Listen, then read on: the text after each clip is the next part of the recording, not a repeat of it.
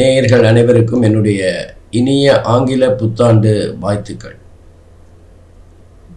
நான் உங்கள் கல்வடங்கம் டாக்டர் சத்யநாராயண சர்மா பேசுகிறேன். இன்னைக்கு நம்ம ஆங்கில புத்தாண்டு எந்த மாதிரியான பலன்களை 12 ராசிக்கும் தரப்போறது அப்படிங்கிறத தான் பார்க்க போறோம். இந்த வருடம் ஆங்கில புத்தாண்டு பிறக்கின்ற அந்த வேளை ஒரு சிறப்பான நிகழ்வுகளை உள்ளடக்கியதாக இருக்கும்.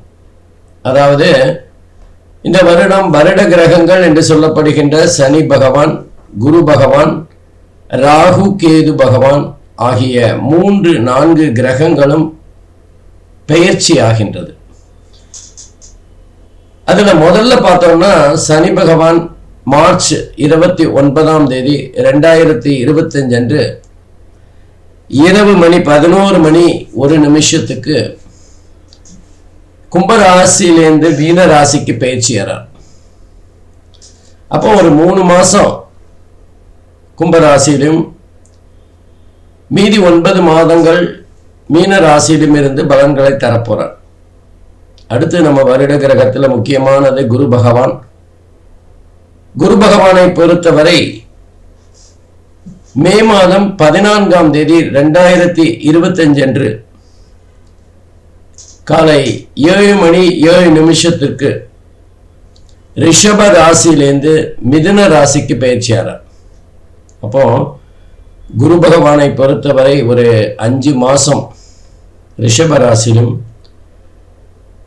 மீதி ஒரு 7 மாதங்கள் மிதுன ராசியிடமிருந்து பலனை தரப்போறார். குரு பயிற்சியை பொறுத்தவரை அதிசார பயிற்சியும் கூட இருக்கிறது. அதாவது அக்டோபர் 17ஆம் தேதி 2025 குரு பகவான் அதிசாரமாக மிதுன ராசியிலிருந்து கடகராசிக்கு போறார். அந்த அதிசார பெயர்ச்சி நிவர்த்தி எப்போ ஆறுது அப்படின்னு பார்த்தோம்னா டிசம்பர் மாதம் 7ஆம் தேதி 2025. அப்போ இங்க ஒரு 2 மாசம் குரு பகவான் கடகராசியிலிருந்து பலனை தர போறார். அப்போ அந்த குருவை பொறுத்தவரை 5 மாசம் ரிஷபத்துல, மீதி 5 மாசம் மிதுனத்திலையும் 2 மாதங்கள் கடகத்திலையும் இருந்து பலாபலன்களை தரப்போறார். இது அதிசார பலன்களையும் சேர்க்கணும். இதுல ஒரு 2 வருஷம் 2 மாசம் நீங்க பாத்தீங்கன்னா குரு பகவான் வக்கர நிலையில பிப்ரவரி 4ஆம் தேதி வரைக்கும் வக்கர நிலையில இருந்து பலனை தரப்போறார். அப்போ குரு பகவானோட பலன் அப்படிங்கிறது மிக மிக மாறுதலுக்கு உட்பட்டது. அதனால இந்த தடவை எல்லா ராசிக்காரர்களுக்குமே கொஞ்சம் மாறுகின்ற பலன்களாகத்தான் இருக்கும். நல்லது கெட்டது சாதக பாதகம் எல்லாமே கொஞ்சம் வித்தியாசமாக இருக்கின்ற ஒரு சூழ்நிலையை பார்க்கலாம். அதுக்கப்புறம் மே மாதம் 18ஆம் தேதி அன்று 2025 அன்று ராகு பகவான் மீன ராசியிலிருந்து கும்பராசிக்கு வரார். அதே நேரத்தில் கேது பகவான்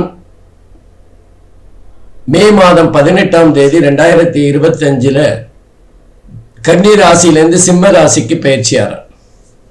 ஆகவே இந்த அமைப்பானது எப்படிப்பட்ட பலன்களை 12 ராசிக்கும் தரப்போறது அப்படின்னு தான் நம்ம பார்க்க போறோம். 2024 போல 2025 அவ்வளவு ரொம்ப ட்ரையா இருக்காது. கொஞ்சம் நிம்மதியான சூழ்நிலை இருக்கும். சந்தோஷங்கள் அதிகரிக்கின்ற ஒரு சூழ்நிலை இருக்கும். 2024 விட 25 ரொம்ப நல்லா தான் இருக்கும். அதே மாதிரி இயற்கை சீற்றம் கூட வெகுவாக குறைகின்ற ஒரு சூழ்நிலையை பார்க்கலாம். 2024 நம்ம எதிர்பாராத புயல், மழை எல்லாமே இந்தியாவை சுத்தி சுழட்டி அடிச்சிச்சு. இப்ப 2025 நம்ம ரெகுலரா வருகின்ற அந்தந்த சீசனுக்கு ஏற்ப குறைந்த மழை தான் வரும். பெரிய புயல்கள்லாம் வருவதற்கான வாய்ப்புகள் குறைவு. அதே மாதிரி நிமோனியா போன்ற சில எதிர்பாராத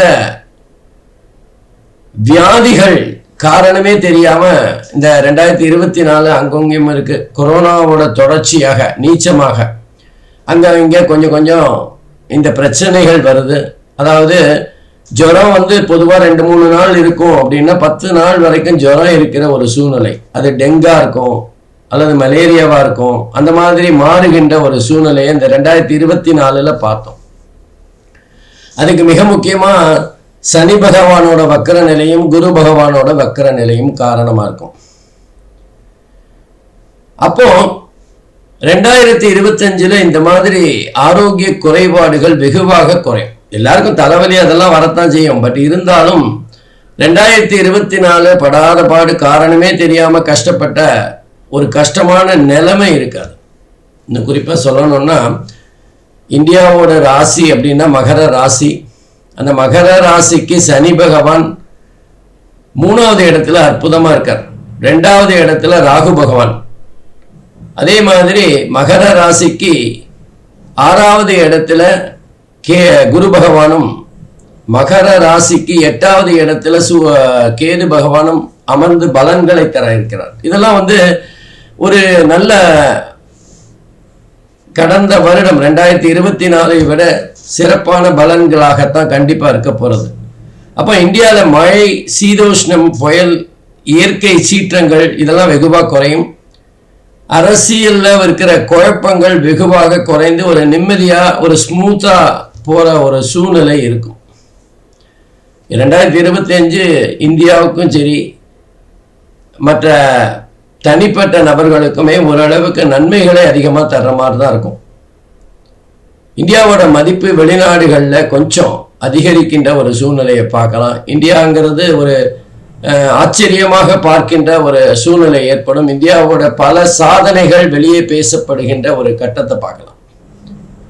வெளிநாட்டில் இருக்கிற பல இந்தியர்கள் தங்களுடைய திறமைகளை வெளிக்கொண்டு வருகின்ற ஒரு காலகட்டமாக இருக்கும். பொதுவாக 2025 இந்தியாவுக்கு மிக அற்புதமான காலகட்டமாக இருக்கும். இந்த மாதிரியான ஒரு சூழ்நிலையில் இந்த 2025 12 ராசிக்கும் எப்படி பட்ட பலன்களை தரப்போறது அப்படிங்கிறத தனித்தனியா அந்தந்த ராசிக்கு பார்க்கலாம். வாங்க போலாம். அன்பிற்கினிய கும்பராசி என்பர்களே, உங்கள் அனைவருக்கும் என்னுடைய ஆங்கில புத்தாண்டு வாழ்த்துக்கள். இன்னைக்கு 2025 புத்தாண்டு எப்படிப்பட்ட பலன்களை கும்பராசி என்பர்களுக்கு தரப்போறது அப்படின்னு பார்க்க போறோம்.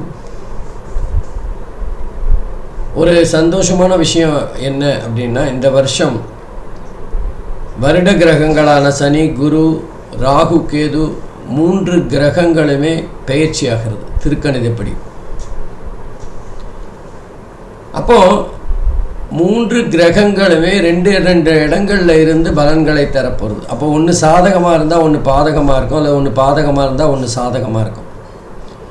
அதனால் கலப்படமான பலன் தான் 12 ராசிக்குமே கிடைக்க போகிறது. நன்மைகள் யாருக்கு அதிகமாக இருக்கும் அப்படிங்கிறது தான் மிக முக்கியமானது. பொதுவாக நம்ம குரு பயிற்சி பலன்கள் அல்லது இந்த மாதிரி ஆங்கில புத்தாண்டு பலன்கள்லாம் பார்க்குறப்போ அந்த பலன்கள் அவங்கவுங்க தனிப்பட்ட ஜாதகத்தில் தசாபுக்தி அடிப்படையில் கொஞ்சம் மாறுதலை பெறும். கஷ்டங்கள் குறையலாம், நன்மைகள் குறையலாம், இல்லது நல்ல விஷயங்கள் அதிகரிக்கலாம். இதெல்லாம் தசாபுக்தியை பொறுத்து இருக்கு. இப்போ கும்பராசியை பொறுத்தவரை இதுவரைக்கும் ஜென்ம ராசியிலேயே சஞ்சாரம் செய்து கொண்டிருந்த சனி பகவான் மார்ச் 29ஆம் தேதி அன்று கும்பராசியிலேருந்து மீன ராசிக்கு பயிற்சியாரார். இது ரொம்ப ஒரு நல்ல விஷயம்தான்.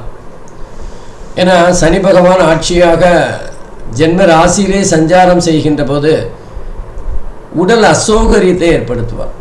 உடல் ரீதியான சில பிரச்சனைகளை தருவார். நம்ம வேலை பண்ணுறது அசதியாக இருக்கும். நமக்கு நிறைய பிஸ்னஸ் இருக்கும், வியாபாரம் இருக்கும், வேலை இருக்கும், எல்லாமே இருக்கும். ஆனால் உடல் அசதியை ஏற்படுத்துவார். நமக்கு போகிறோம், இதுக்கு மேலே நம்மளால் வேலை பண்ண முடியல, ஏதோ டயர்டாக இருக்கே அப்படிங்கிற ஒரு ஃபீலிங்கை உருவாக்கிடுவார். ஜென்ம ராசியில் நல்ல வேலை 3 மாதம்தான் ஜென்ம ராசியில் சஞ்சாரம் செய்கிறார். அதுக்கப்புறம் 2வது வீட்டுக்கு போகிறார். 2வது வீடு நேத்திரஸ்தானம் அப்படிங்கிறதுனால சனி பகவான் அங்கே சஞ்சாரம் செய்கின்ற போது கண்ணு சம்பந்தமாக ஏதாவது சின்ன சின்ன பிரச்சனைகளை தருவார். சில பேர் கண்ணாடி போடக்கூடிய வாய்ப்பு இருக்கும், சில பேருக்கு கேட்ராக்ட் ஆப்ரேஷன் பண்ணுற மாதிரி இருக்கும். தசாபுக்தியும் சரியா இல்லைன்னா ரெட்டினால கை வைக்கிற மாதிரி இருக்கும். ஏதோ ஒரு விஷயம் கண்ணு சம்பந்தமான பிரச்சனைகளை பண செலவை ஏற்படுத்தக்கூடிய காலகட்டம். 2வது வீடுங்கிறது தனஸ்தானம், குடும்பஸ்தானம், வாக்குஸ்தானம். அப்போ பண வருமானத்தில் ஒரு சின்ன சின்ன தடைகள் இருக்கும். வேலை செய்கிறவங்களுக்கு பரவாயில்ல, அவங்களுக்கு கூட அவங்களுக்கு வர வேண்டிய இன்க்ரிமெண்ட்டு கொஞ்சம் தள்ளி போகலாம், ப்ரமோஷன் தள்ளி போகலாம். வியாபாரம் அல்லது தொழில் செய்கிறவர்களுக்கு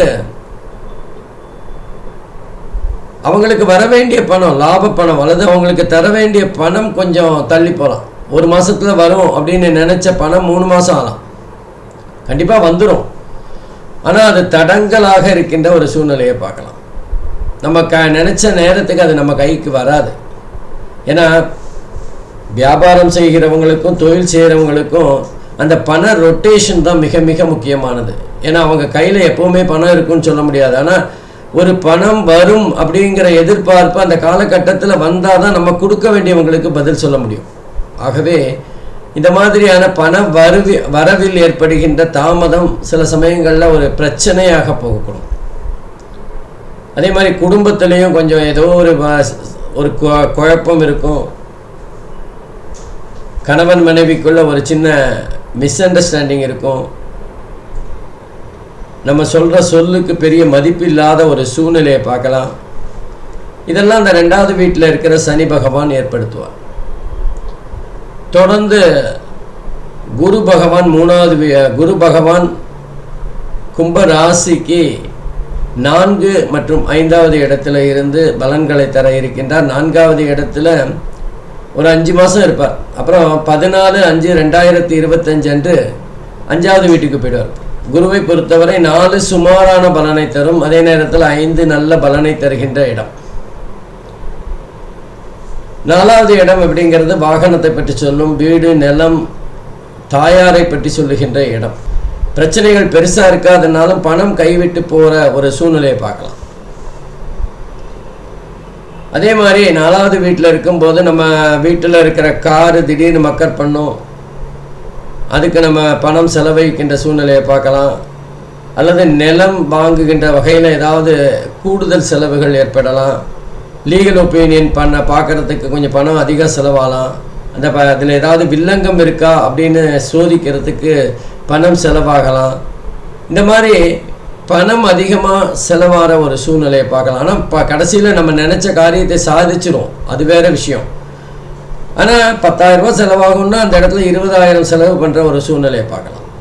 குறிப்பாக 4வது வீட்டை குரு பார்க்கறதுனால பெண்களாக இருந்தால் அவர்களுக்கு குழந்தை பேர் ஏற்படுகின்ற ஒரு சந்தோஷமான செய்தி ஏற்படும். அவர்களுடைய உடல் ஆரோக்கியம் சீராகக்கூடிய தன்மை இருக்கும்.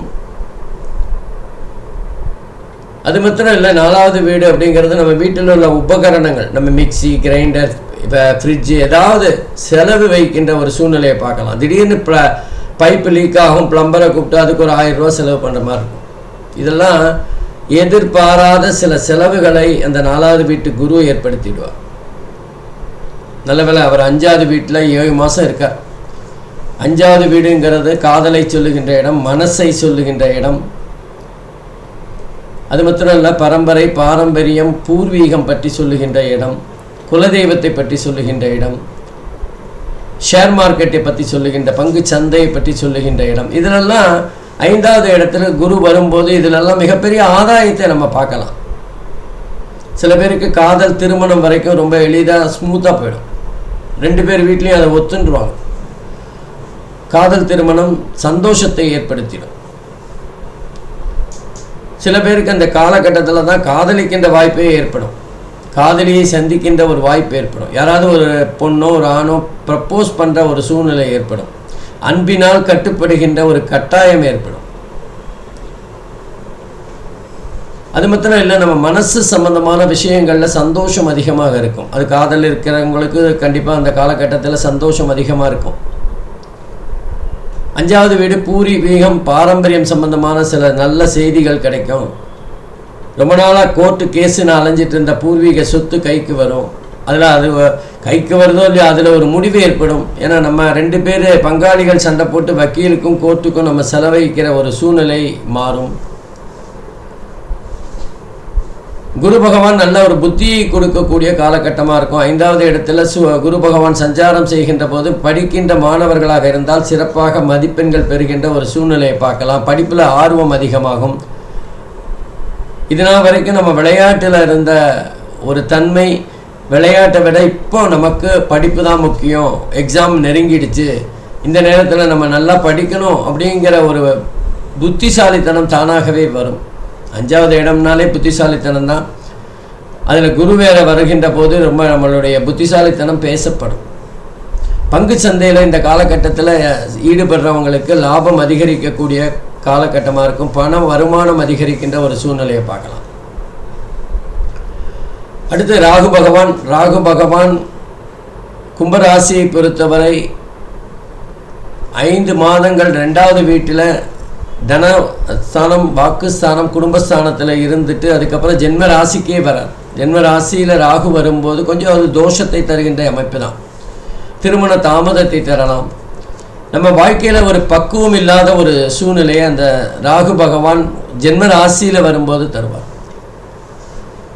தலை சம்பந்தமாக ஏதாவது பிரச்சனைகள் வரலாம், தலைவலி அடிக்கடி வரலாம். தலைவலி வருவதற்கான பிரச்சனைகள் இருந்து கொண்டே இருக்கும். பொதுவாக ராகு பகவான் ஜென்ம ராசியில் இருக்கிறதுனால ஓரளவுக்கு உடல் ரீதியான களைப்போ அல்லது உடல் ரீதியான பிரச்சனைகளை ஏற்படுத்துவார். ராகுவினால் ஏற்படுகின்ற பிரச்சனையானது நம்ம நிறைய பிஸ்னஸ் நல்லா போயிட்டுருக்கோம், வியாபாரம் நல்லா போயிட்டுருக்கோம், ஆனால் நம்ம உடம்பு ஒத்துழைக்காத ஒரு சூழ்நிலையை பார்க்கலாம். போரும்பா, இதுக்கு மேலே நம்மளால் உழைக்க முடியாது, அல்லது என்னோடய உடம்பு சரியில்லாத காரணத்தினால் என்னால் வேலை இருந்தாலும் செய்ய முடியாத ஒரு இக்கட்டான, வேலையை விட உடம்பு தான் முக்கியம், ஆரோக்கியம் தான் முக்கியம் அப்படின்னு நினைக்கக்கூடிய காலகட்டமாக இருக்கும். அதே நேரத்தில் ஜென்ம ராசியில் ராகு பகவான் இருக்கிறது சில சமயங்களில் அதிர்ஷ்டங்களை அள்ளி தருவார். எதிர்பாராத பண வரவுகளை ஏற்படுத்துவார். வண்டி வாகனம் ஓட்டும் போது கொஞ்சம் கவனமாக இருக்கணும். விபத்துக்களை தருவமும் ராகு பகவான் தான். அது மாத்திரம் இல்லை, நம்ம பெண்களாக இருக்கும்போது கேஸில் வேலை பண்ணும்போது அல்லது வீட்டில் சமையல் செய்யும்போது சூடுபட்டு கொள்ளுகின்ற ஒரு தன்மையை பார்க்கலாம். உடம்பில் ஏதாவது காயம் ஏற்பட்டு அது தழும்பாக மாறுகின்ற கட்டாயம் ஏற்படும். அப்போது ராகு பகவான் ஜென்ம ராசியில் இருக்கிறதுங்கிறது பெரிய நன்மைகளை அவ்வளோ தந்துடாது, கலப்படமான பதிலைத்தான் தரும். அதே மாதிரி கேது பகவானை பொறுத்தவரை கும்ப ராசிக்கு 6வது வீட்டில் 8வது வீட்டிலேருந்து 7வது வீட்டுக்கு வரார். 8வது வீடு படாத பாடுபடுத்தியிருப்பார். நமக்கு மன உளைச்சலை அதிகப்படுத்தி இருப்பார். நம்ம நினச்சதை விட நம்ம சில வேலைகளை நம்ம செய்யணும்னு நினைப்போம், அதை செய்ய முடியாமல் அதனால் நமக்கு ஒரு மரியாதை குறைவு, அலைச்சல் போன்ற விஷயங்களை ஏற்படுத்தியிருப்பார். தீராத கடன், தீராத பிரச்சனைகளை தந்திருப்பார். தீராத பகை, தீராத நோய் போன்ற விஷயங்களை தந்திருப்பார். அப்போ அந்த 8ல் இருந்த கேது பகவான் 7க்கு வரும்போது பரவாயில்ல, ஓரளவுக்கு பரவாயில்ல அப்படிங்கிற மாதிரி தான் இருக்குமே தவிர கணவன் மனைவி சம்பந்தப்பட்ட பிரச்சனைகள் புதுசாக முளைக்கக்கூடிய வாய்ப்புகள் இருக்குது. 2 பேருக்கும் மாறுபட்ட கருத்துக்கள் இருக்கும். ஒருத்தர் வீடு வாங்கலாம்னு சொல்லுவோம், ஒருத்தர் வீடு வாங்க வேண்டாம், இப்போ வாங்க வேண்டாம், கடன் வாங்கின்னு வாங்க முடியாது, என்னோட சம்பளத்தில் கடன் வாங்கி வீடு வாங்குறதுங்கிறது கஷ்டம் அப்படின்னு சொல்லுவோம். இல்லை, உங்கள் சம்பளத்தில் எந்த ஜென்மத்திலையும் வீடு வாங்க முடியாது, அதனால் நீங்கள் உங்கள் பணம் சேர்த்து தான் நீங்கள் வீடு வாங்கணுன்னா எப்போவுமே வாங்க முடியாது அப்படின்னு மனைவி ஆர்கியூ பண்ணுறதுலேயும் ஒரு பாயிண்ட் இருக்கும்.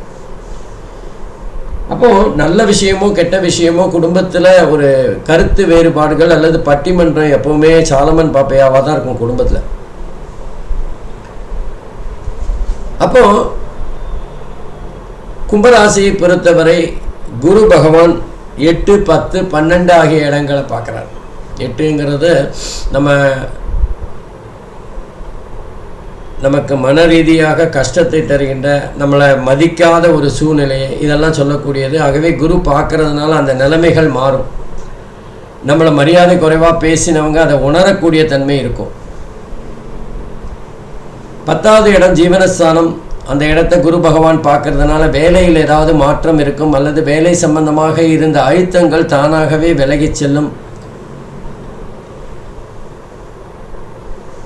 சில பேருக்கு வேலையில் ஒரு சூழ்நிலை மாதிரி ஏதாவது ஏற்படலாம், ப்ரமோஷன் ஏற்பட்டு அதன் மூலமாக இடமாற்றத்தை பெறுகின்ற ஒரு காலகட்டமாக இருக்கும். நீண்ட காலமாக ப்ரமோஷனே கிடைக்கல, வெளிநாடு போக முடியல அப்படின்னு கவலைப்பட்டு கொண்டிருந்தவர்களுக்கு அதெல்லாம் கைகூடி வருகின்ற ஒரு காலகட்டமாக இருக்கும். சில பேருக்கு நாம் படித்து முடித்தாச்சு வேலை கிடைக்கலையே எனக்கு கவலைப்பட்டிருந்தவங்களுக்கு இந்த காலகட்டத்தில் குருவோட பார்வையினால் வேலை அமைகின்ற ஒரு சூழ்நிலையை பார்க்கலாம். அதே மாதிரி 12வது வீட்டை குரு பார்க்கறதுனால வெளிநாடு வெளியூர் சென்று வேலை பார்க்கின்ற ஒரு சூழ்நிலை இருக்கும். இதனால் வரை தூங்குறதுக்கு ரொம்ப கஷ்டப்பட்டு கொண்டிருந்தவர்களுக்கு எளிதாக தூக்கம் வருகின்ற ஒரு சூழ்நிலையை பார்க்கலாம். பண விரயமாக இருந்தாலும் சுப செலவுகள் அதிகரிக்கக்கூடிய காலகட்டமாக இருக்கும். இந்த விஷயங்கள் எல்லாம் கொஞ்சம் கொஞ்சம் சின்ன சின்ன பிரச்சனைகள் ஏற்படக்கூடிய வாய்ப்புகள் இருக்குது. அதே மாதிரி 7வது வீடு கணவன் மனைவி நண்பர்கள் பற்றி, நம்ம பிஸ்னஸ் கூட்டாளி பற்றி சொல்லுகின்ற இடம். அதுவே கூட்டாளிகள் சம்பந்தமான சில கசப்பான அனுபவங்கள் ஏற்படலாம். அவர்களுடைய உண்மையான முகத்தை பார்க்கின்ற ஒரு சூழ்நிலை கிடைக்கலாம். அவர்களிடமிருந்து போதிய ஒத்துழைப்பு இல்லாத ஒரு சூழ்நிலையை பார்க்கலாம். அதே நேரத்தில் ஊழியர்களிடம் சில கோபதாபங்களினால் அவர்களுடைய எதிர்ப்பையும் சம்பாதிக்கின்ற ஒரு காலகட்டமாக இருக்கும். அதே மாதிரி 10வது வீட்டை சனி பகவான் பார்க்கறதுங்கிறது வேலை சம்பந்தமாக சில நல்ல முடிவுகள் கிடைத்தாலும் வேலையில் ஒரு நம்ம எதிர்பார்த்த ப்ரமோஷன், நம்ம நினச்ச விஷயங்கள், நம்மளை பாராட்டணும்னு நம்ம செஞ்ச சில விஷயங்கள் அதெல்லாம் தாமதப்படக்கூடிய வாய்ப்புகள் இருக்குது. நம்ம நல்லது நினச்சி செஞ்ச சில விஷயங்கள் நம்மளை விமர்சனம் செய்கின்ற அளவுக்கு, நம்மளை பேசக்கூடிய அளவுக்கு இருக்கும். ஆகவே இந்த 2025 ஆண்டானது புத்தாண்டு கும்பராசியை பொறுத்தவரை 80% சிறப்பாகவும் 20% சுமாரான பலனை பெறுகின்ற வழியிலும் இருக்கும். இதுக்கு நடுவில் குரு பகவான் ஒரு 2 மாதம் அதிசாரமாக கடகராசிக்கு வேற போகிறார். அப்போ கும்பத்திலேருந்து அது 6ஆக வருகின்ற காரணத்தினால் கண்டிப்பாக வேலையில் ஏதாவது ஒரு மாற்றத்தை ஏற்படுத்துவார். அந்த 2 மாதம், அதாவது அக்டோபர் 2025 டிசம்பர் 2025 வரைக்கும் குரு பகவான் அதிசாரமாக சஞ்சாரம் செய்கிறார். ஆகவே மொத்தத்தில் கும்பராசியை பொறுத்தவரை இந்த புத்தாண்டு மிக சிறப்பாக இருக்கும். நன்மைகள் அதிகமாகவும் தீமைகள் சற்று குறைவாகவும் இருக்கின்ற ஒரு காலகட்டமாக இருக்கும். அன்பிற்கினிய மீனராசி அன்பர்களே, உங்களுக்கு என்னுடைய ஆங்கில புத்தாண்டு நல்வாழ்த்துக்கள். இன்றைக்கி நம்ம இந்த புத்தாண்டு பலன் மீனராசி அன்பர்களுக்கு எப்படி இருக்கும் அப்படின்னு பார்க்க போகிறோம். பொதுவாகவே இந்த புத்தாண்டு பலன் 12 ராசிக்குமே ஒரு கலப்படமான பலனாகத்தான் இருக்கும். நல்லது கெட்டது கலந்து தான் இருக்கும். காரணம், இந்த புத்தாண்டில் 2025 சனி பகவான், குரு பகவான், ராகு பகவான், கேது பகவான் 4 கிரகங்களுமே பயிற்சி ஆகிற ஒரு சூழ்நிலையை பார்க்கலாம்.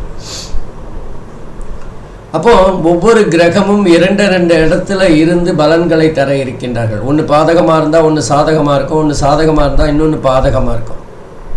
அது நல்லது தானே.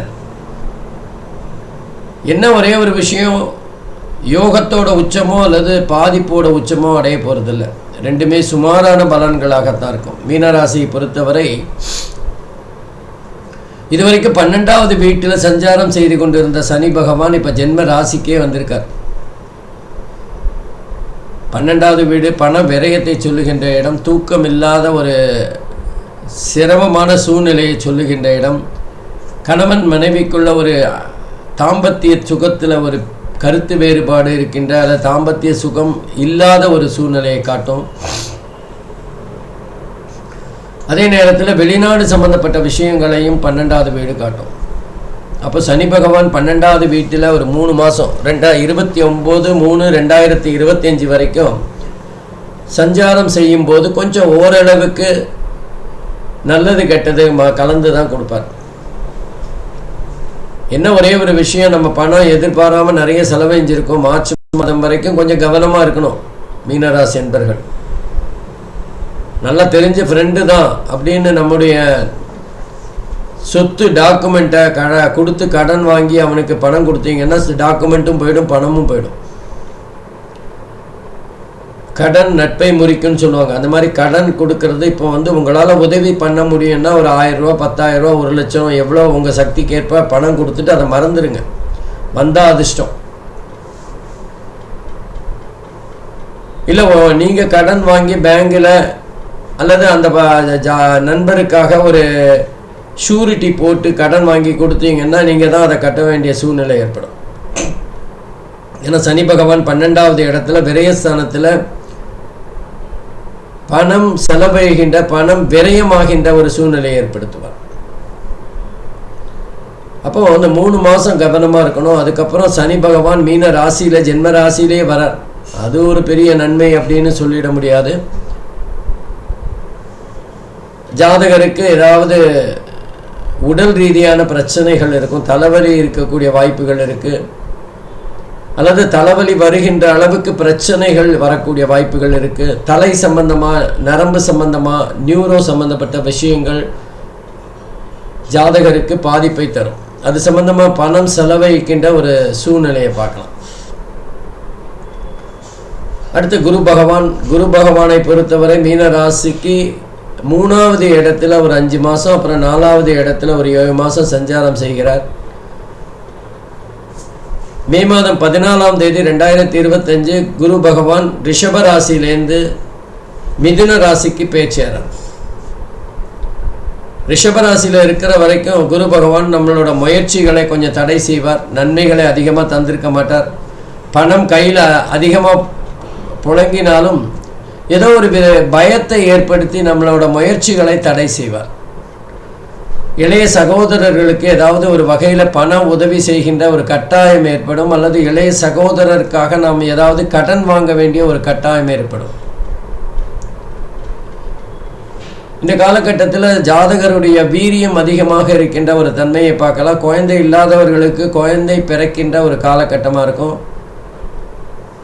ஐடி கம்யூனிகேஷன் சம்பந்தப்பட்ட படிப்பு வேலை சிறப்பாக இருக்கும்.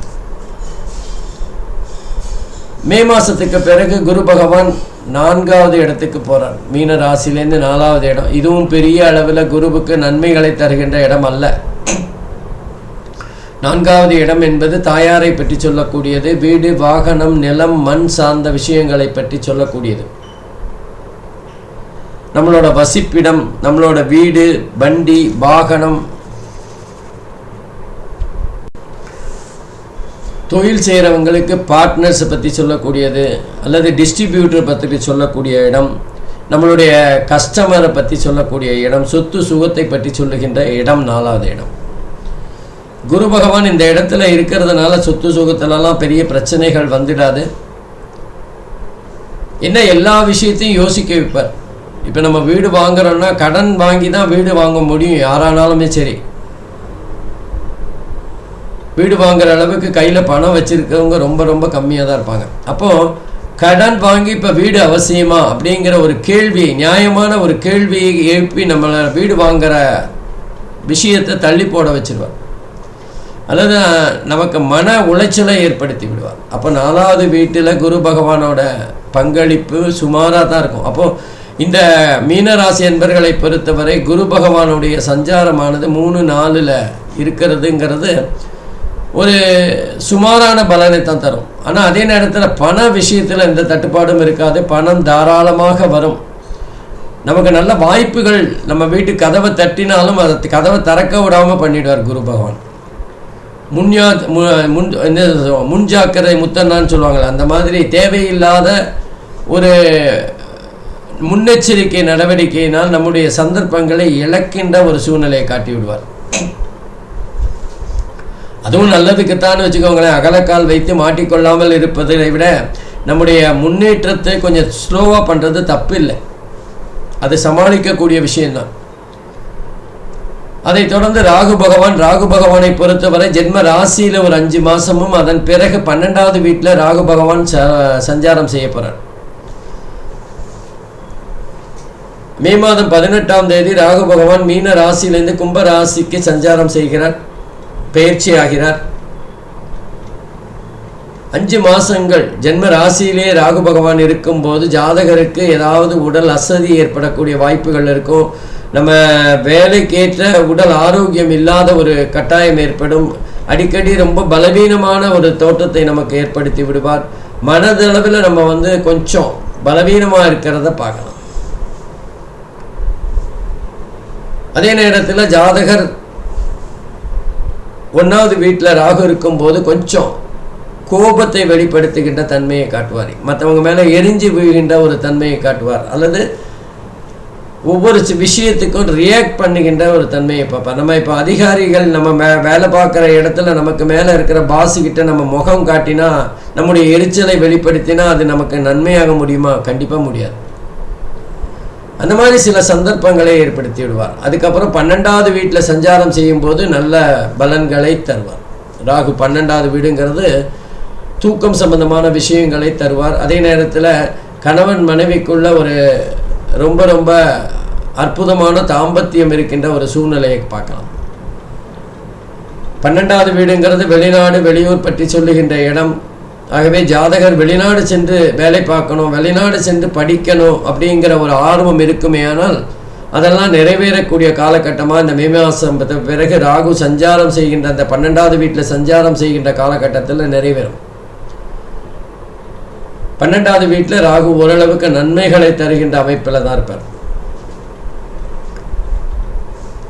அதே மாதிரி 12வது வீடுங்கிறது நமக்கு நம்முடைய உடல் ரீதியாக பாதத்தை பற்றி சொல்லுகின்ற இடம். நீண்ட நாட்களாக நம்ம ஏதாவது ஒரு கோவிலுக்கு பாத யாத்திரையாக வரணும்னு வேண்டிட்டு இருந்தால் அது நிறைவேறக்கூடிய காலம். காலில் ஏதாவது அடிபடுகின்ற ஒரு சூழ்நிலையும் பார்க்கலாம்.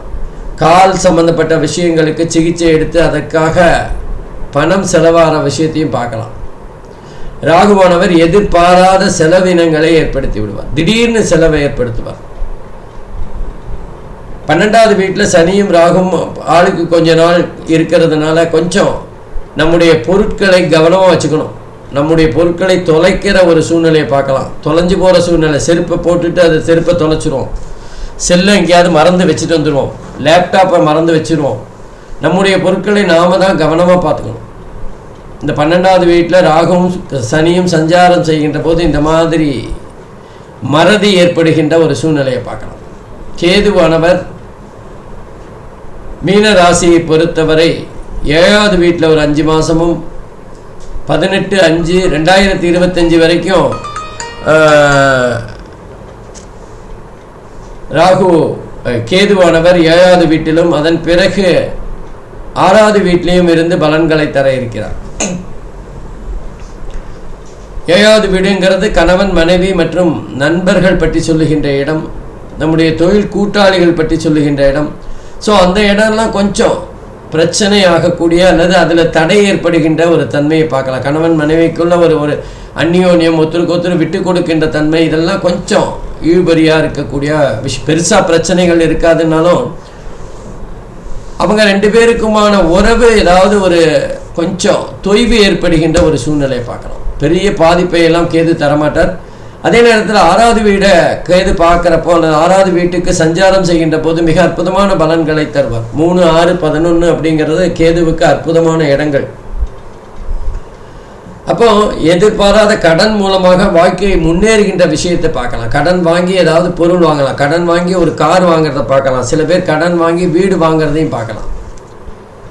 தீரக்கூடிய கடன், தீரக்கூடிய நோய், தீரக்கூடிய பகை, இதெல்லாம் தான் இந்த 6வது வீடு. அந்த இடத்துல கேது பகவான் இருக்கிறதுங்கிறது நன்மைகளை அள்ளி தருகின்ற ஒரு இடமா மாறிடும். அதே நேரத்தில் இந்த காலகட்டத்தில் குருவோட பார்வையானது 8, 10, 12 ஆகிய இடங்களில் போயிடுது. 8ங்கிறது நம்முடைய கௌரவம் பற்றி சொல்லுகின்ற இடம். 8வது இடம் என்பது தீராத பகை, தீராத கடன், தீராத நோய் பற்றி சொல்லுகின்ற இடம். ஆராய்ச்சி பற்றி சொல்லுகின்ற இடம், இன்சூரன்ஸ் பற்றி சொல்லுகின்ற இடம். ஸோ இந்த இடத்துலலாம் குருவோட பார்வை உயர்றதுனால இந்த பிரச்சனைகள் எல்லாம் ஓரளவுக்கு சால்வ் ஆகிடும். தீராத நோய், தீராத பகை, தீராத கடன் எல்லாம் தீரக்கூடிய நோயாக மாறும். ஓரளவுக்கு செலவில் சரியாகக்கூடிய தன்மையாக இருக்கும். நம்ம முதுகுக்கு பின்னாடி பகைவராக இருந்தவர்கள் நட்பாக மாறுகின்ற காலகட்டமாக இருக்கும். அதே மாதிரி 10வது வீடு ஜீவனஸ்தானம். ஜீவனஸ்தானத்தில் வேலை சம்பந்தமான அழுத்தங்கள் இருந்திருக்கும் கடந்த காலங்களில், அதெல்லாம் இப்போ சரியாயிடும். நம்ம வேலை செய்கிறோம், நமக்கு அதுக்கான உரிய மரியாதை கிடைக்கலையேன்னு வருத்தப்பட்டு கொண்டிருந்தவர்களுக்கு இந்த காலகட்டத்தில் அந்த மரியாதை தானாகவே தேடி வரும். நீங்கள் இல்லைன்னா இந்த வேலை முடிஞ்சிருக்கா சார், உங்களோட திறமையினால தான் இது முடிஞ்சது என்று பாராட்டுகின்ற ஒரு சூழ்நிலையை பார்க்கலாம். நமக்கு ப்ரமோஷனே வேண்டாம், 2 வருஷமாக நமக்கு கிடைக்கல, இனிமேல் ப்ரமோஷனே வேண்டான்னு வெறுத்து போகும்போது ப்ரமோஷன் தானாக வந்து உங்களை பாராட்டுகின்ற ஒரு சூழ்நிலையை பார்க்கலாம். அதே மாதிரி 12வது வீட்டில் குரு பகவானோட பார்வை உயர்றதுனால வெளிநாடு வாய்ப்புகள் சிறப்பாக இருக்கும். வெளிநாடு மூலமாக பணம் சம்பாதிக்கின்ற ஒரு சூழ்நிலையை பார்க்கலாம். நிம்மதியாக தூங்கக்கூடிய ஒரு தன்மையை பார்க்கலாம். கணவன் மனைவி உறவு பலம் படுகின்ற ஒரு தன்மையாக இருக்கும். கணவன் மனைவிக்குள்ள தாம்பத்திய உறவு ரொம்ப அற்புதமாக, அதே நேரத்தில் பல மன அழுத்தங்களை போக்கக்கூடியதாக இருக்கும். 12வது இடம் என்பது விரயஸ்தானம். சுப செலவுகள் ஏற்படும்.